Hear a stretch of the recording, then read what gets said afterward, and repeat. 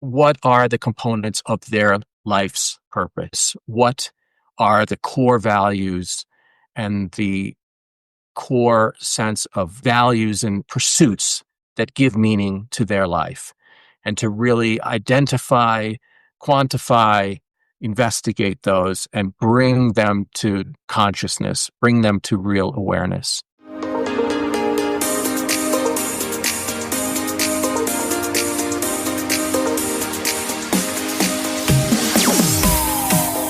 Mental health champions, I have a treat for you. We're bringing on someone with over 25 years in mental health, but also has a new service that can help you anywhere, anytime. He's put his heart and soul to it. We're going to learn his story. What is good therapy, living constructively with difficult emotions, and of course, purpose, acceptance, and clarity, a model he adds so much value to. Aaron, I want to welcome you to a mental health break. Thank you, Vincent. What a pleasure to be with you. Where are you streaming in from today? I'm in Colorado. Colorado. As we're recording this in the summer, is it a little warmer than normal? It's been, but today it's just beautiful. It's blue skies, not too hot. I loved Colorado. I visited. You see my Jets hat on. Saw the Jets play the Broncos a few years ago. Didn't go well, as many would predict, but I loved the ability to be outside and connect with nature and do things for our mental health in that way. Do you do anything to take care of your mental health with this amazing outdoor state you live in? Yeah, outdoors and exercise is just critical to me. It's medicine. It's a healthy habit for me. I love Yeah. it. Yeah. Would you say that working out, exercising, taking walks has just as many mental health benefits as the obvious physical benefits? Yeah, absolutely. I mean, I think that taking care of our well-being and mental health is a multi-pronged process, and there's a lot of different levers that we can pull.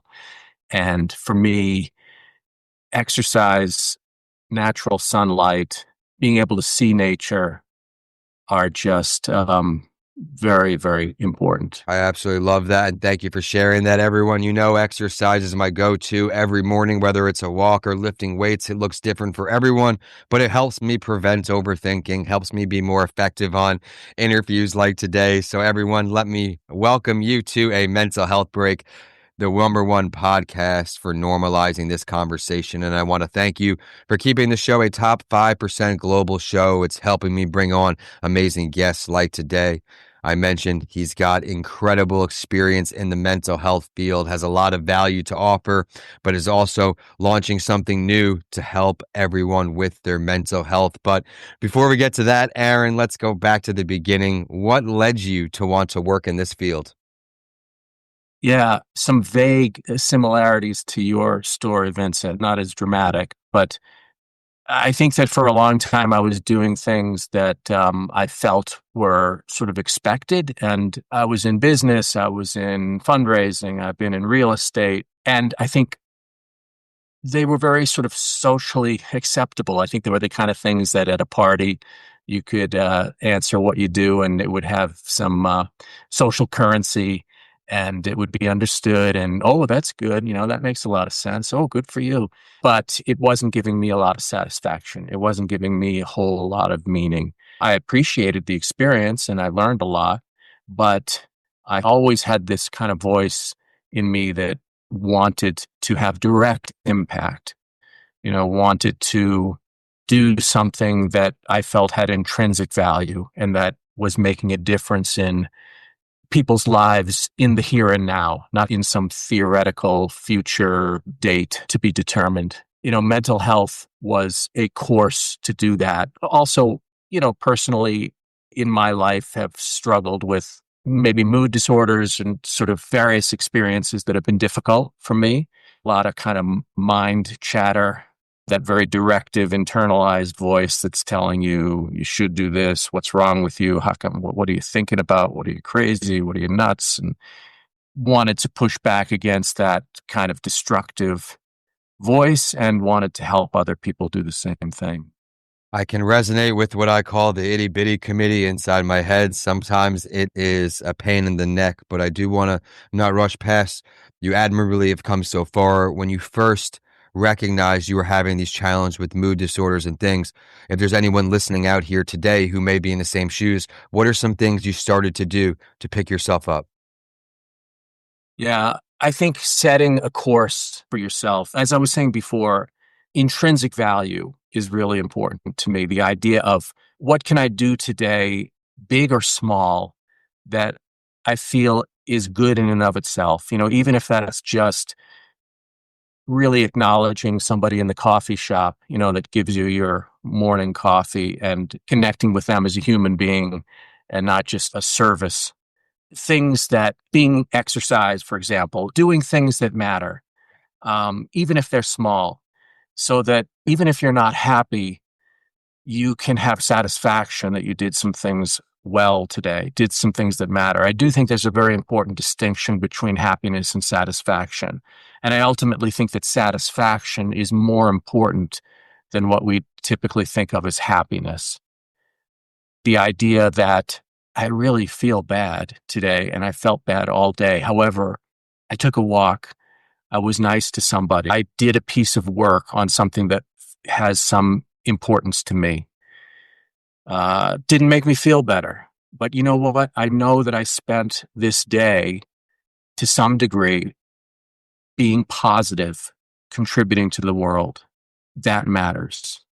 I love the message with the doing the little things. Something I've been doing is I've had, unfortunately, do a lot of customer service, whether it's the bank or this, and starting out, "Hey, Jasmine, how are you doing today?"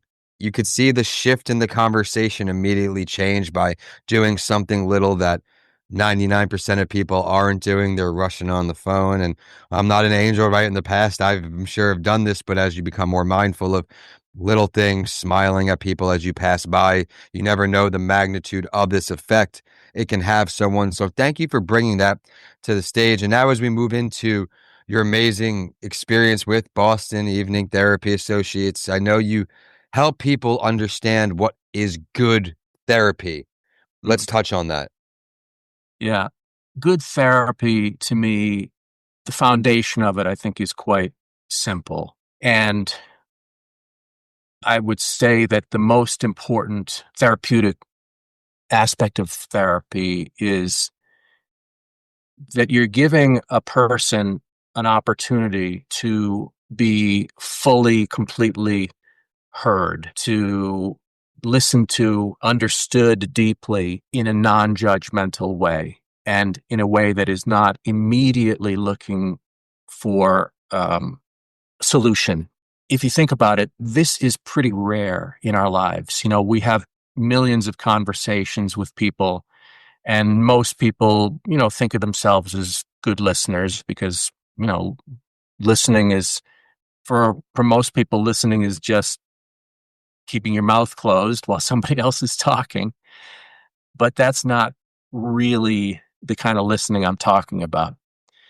And I think there's an enormous power in being with another person that you obviously have to first create a rapport and a connection and trust. Once you have that, then if you feel that that person has really truly heard and understood your story, and if you feel that that person has really truly heard and understood your story and is right there with you, I think that is a very powerful foundation from which to build healing and growth. I love that. And I know another common misconception with therapy is, hey, it didn't work today. Therapy's not for me. Would you like to elaborate this with me? How sometimes it takes a few conversations to find someone to create this good therapy situation? Yeah, I think that if people are experiencing that, it probably means, at least if it's early on in the relationship, it probably means that there hasn't been enough ability to build a real connection and real trust. I mean, full trust takes a little bit of time because let's face it, when you first start out with a therapist, they're a stranger, right? I mean, hopefully they're a friendly stranger, but still a stranger. And this idea of just opening up with your most um, private thoughts and issues is a little bit alarming. So I think that that's probably what's going on if it sort of doesn't feel like it's working. Love that message. Thank you for sharing. And you've seen a lot of things that do and don't work. As I mentioned, you have over 25 years of incredible experience helping people get on with their life, be their happiest selves, right? What is one of your favorite parts of this role you have? I mean, I see the smile through the computer, but what are some things you love about this role to inspire some of our aspiring mental health professionals tuning in today? I think it's a combination of passion to make a difference, a real sense that this has importance and this is something I want to devote myself to. And to combine that with a sense of rigor, a sense of this does take a lot of practice, a lot of learning, a lot of curiosity. I think that I would say that the single most important quality of a effective therapist is genuine curiosity. Curiosity about the person sitting right in front of you. Like, what is really going on here? And what would improvement really look and feel like? And what are the ways that have helped in the past or might help now? Just a genuine curiosity about what's going to help right now. What can we do together? And how best to do that. And it's very useful to look through figures from the past and study various approaches and study insights of people that have done this work over the years. I love that. And you certainly have done the work. We've touched on so many great things, but I still have some more value to give you, everyone. You describe relationships as an inside game. Talk to me. Yeah, this is something that I kind of have come to in recent years. A lot of people will ask me if I do couples therapy, and I do occasionally. I used to do more. I've come to feel that working with and on the individual is actually, for me, the most important way to improve relationships. I think that, for example, I think in short, sometimes the theme of a lot of couples therapy is something to the effect of, this person is supposed to make me happy and I'm really not happy. What's wrong with them? And so I think that if we work on ourselves, we work on our relationships. Almost impossible to be in a healthy relationship over a long period of time if you're feeling broken or unhealthy inside.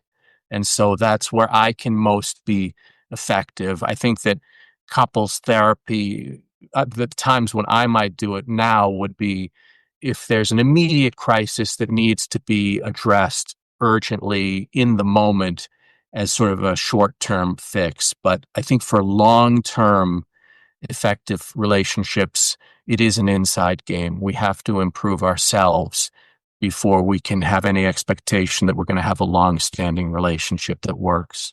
I love that. So I agree with this. We can't be a friend to others or of service to others if we're leaving our cup half empty. You agree? Completely. Completely agree. And life, it gets so busy. We all know it's go, go, go, all of these things, but taking the few minutes a day to make sure we are doing okay is very, very important. And another way we can do some of these things is by focusing on purpose, acceptance, and clarity. I know you've got a model and you're doing some sessions now, so let's dive into this stuff as we're rounding out. Thank you, Vincent. Yeah. So we're starting a coaching program. I'll talk about the distinctions in a minute, but the idea is that we've set this up specifically to be a single encounter, a 75-minute, one-time coaching session. And we work in a model of purpose, acceptance, and clarity. And so what we're trying to do with the person is first identify what are the components of their life's purpose. What are the core values and the core sense of values and pursuits that give meaning to their life, and to really identify, quantify, investigate those and bring them to consciousness, bring them to real awareness. This is the structure of a life of meaning. And secondly, we move on to acceptance. What is acceptance? Acceptance of self is the full realization that, what is a life of meaning to me is good enough. It is valuable. It does count. In other words, what I mean by that is whatever we come up with is, here's what I want to pursue. Here's what has meaning to me. Once you come up with that, if you don't have acceptance, if you hold it up to the light, you know, people are going to be able to pick it apart. Really? That's what you could do more than that. That doesn't sound like much. Shouldn't you be doing this? Or, you're so talented. Shouldn't you be doing that? And you were alluding to the life we live in now. There's so much noise out there. There's so many opinions. And if we don't have full self-acceptance, we're going to be constantly knocked off balance. So that's acceptance. And then clarity is putting these two things together and having the clarity of vision of being able to distinguish the BS from the reality. I think that in this kind of work, well-being and mental health in general, it's less additive and it's more sort of subtractive. It's more sort of the idea that, like a gardener, it's not always about planting beautiful flowers. It's about doing the weeding. It's about clearing the underbrush and letting what's already there shine through and show its beauty. And that's clarity. Oh my goodness. You are incredible. I'm very glad that we're able to bring you on the show. Everyone, stick around for just a few more minutes. We'll get you his contact info. We'll tell you where to find everything online, but I can't let him go until I ask for a piece of advice to anyone out there today who is tuning in with us and having a tough time. What words can you offer? You are not alone. Absolutely not alone. Life is a tricky game to play. I will say this, that you want to know that there is help out there for you. And I don't just mean, you need to call up a professional, you need to get into counseling, you need a good therapist. I mean that look for small beauties in the world. Look for little examples of beauty in nature, um, in other people, in yourself, and build on that and don't dismiss it. I think that's one of the things that even when we're in the depths of depression, we can be aware of small things that are beautiful and that matter. The problem is what we do is immediately there's a voice that says that they don't matter, they don't count, they don't add up to anything. They do. They add up to something, and they can be a lifeline from which you can pull yourself up. Begin the process. I absolutely love that. Everyone, remember you're not alone. And as challenging as today is, tomorrow will always be brighter, or it can always be brighter if you do some of these tools, focusing on purpose, seeking clarity. You are a true inspiration, my friend. I can't even imagine how much work you're doing out there in Colorado. But are you also offering these coaching sessions remote? Yeah, yeah, that's a good point. That's another reason that we wanted to launch this program is because, as we've discussed, there are many ways to health, and therapy is only one of them. And, the idea of starting therapy or getting into therapy can feel daunting. It can feel really daunting because it's like, okay, I've got to, it's going to be a long process and it's going to be very open ended. And how will I know when I'm there? And how will I know when things are better? And how will I know when to stop? I will say this, that the idea, existentialism and existentialist philosophy is something that's very interesting to me. And I do think that we have a great difficulty with endings in life. And in therapy, sometimes it can be very difficult. I think that extends into therapy. How do we know when to stop? And there is a tendency to like, well, we can deal with that next week. We can deal with that in a month. Let's keep working at it. Let's keep working at it. And then sometimes the endings can be really messy and we don't really know when that is going to happen. I think that this idea with this single session is at the beginning, we both acknowledge, you know, our time together is going to end and it's going to end soon. But we do have this time right now. What can we do together right now that will have meaning and impact that you can keep with you, take with you? And I think that really focuses the mind on the here and now. And being in the present, obviously, is something that is the antithesis of mental health disturbances. Most of mental health disturbances are, oh, these horrible things that happened in the past, or oh my God, what's going to happen in the future? Being in the here and now is where it's at. I love that. And so we do that in this process. And you're helping, again, countless people find this clarity that you've been able to do. I can't thank you enough for sharing your personal mental health story and what led you here. Everyone, you are not alone. You're now about to add another advocate to your resource list. Aaron, where's the best place to get in touch with you? Yeah, well, you can find us at bostoneveningtherapy.com. And you can reach me directly at Aaron, Aaron, at bostoneveningtherapy.com. Yeah, I'd love to talk to people. I'd love to be of help in any way I can. Thank you for sharing that, and thank you for all that you put out into the world. Everyone, you do not want to let this guest pass you by. Connect with him, learn from him, and be sure to follow all the great content he's putting out online. My name is Vincent A. Lancey, and I want to thank you once again for tuning in to a mental health break, celebrating us kicking off this fall season with Aaron. He did an incredible job today. Everyone, remember, you are not alone. I am always here, and our guests are always here to help.